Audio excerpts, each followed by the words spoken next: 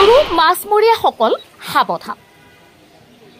থলুৱা মাছমৰীয়াসকললৈ গোৱালপাৰা জিলা মীন বিভাগৰ জাননী জাৰি।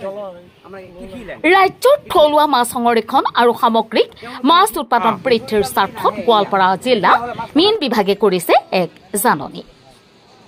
1 তাৰিখৰ পৰা 15 জুলাইলৈ মাছমৰীয়াসকললৈ জাননী জাৰি কৰিছিল, কাৰণ এই সময়ছোৱাত মাছে কণী দিয়ে।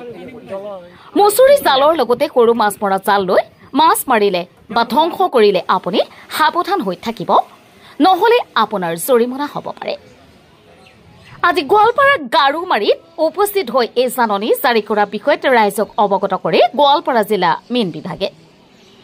অপৈণত অৱস্থাত যাতে মাছসমূহ মাৰি ধ্বংস নকৰে তাৰ বাবে মীন বিভাগক চোকা দৃষ্টি ৰাখিবলৈ আহ্বান জনাইছে ৰাইজে। মাতেৰ পৰা চাহানুৰ ইছলামৰ ৰিপৰ্ট, MT নিউজ।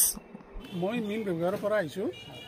আমাৰ ফিচাৰী ডিপাৰ্টমেণ্টৰ পৰা 1 এপ্ৰিলৰ পৰা 15 জুলাইলৈ এই মাছ মৰা নিষেধ আছে।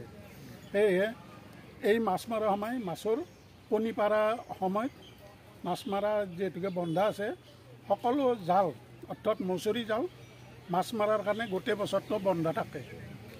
সেয়েহে কোনোবাই যদি মাছ মাৰে আমাক অতি সোনকালে জনাই আমি তাৰ ব্যৱস্থা ল'বলৈ বাধ্য হ'ম। আইনগতভাৱে ব্যৱস্থা ল'বলৈ বাধ্য হ'ম।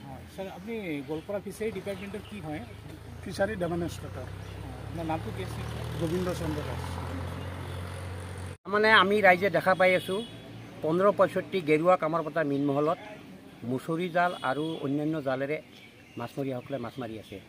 কিন্তু মীন বিভাগৰ পৰা এটা অৰ্ডাৰ আছে যে 1 এপ্ৰিলৰ পৰা 15 জুলাইলৈ কোনো মাছমৰীয়াই মাছ মাৰিব নোৱাৰিব, কাৰণ এই সময়ত মাছে ডিমা দিয়া অৱস্থা।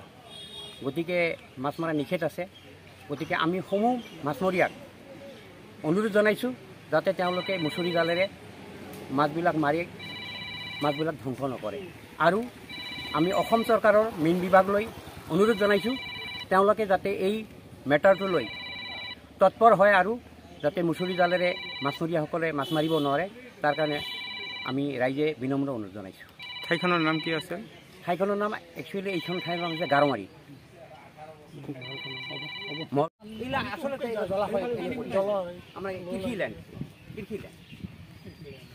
তেওঁলোকে মাছ মাৰি মুছৰি জাল যদি নাহে ইয়াত তেতিয়াহ'লে মাছ মৰা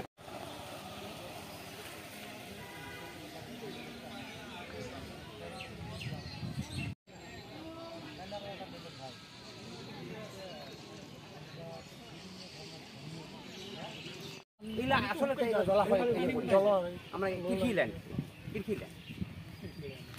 তেওঁলোকে মাছ মাৰি মুছৰি জাল যদি নাহে ইয়াত তেতিয়াহ'লে মাছ মৰা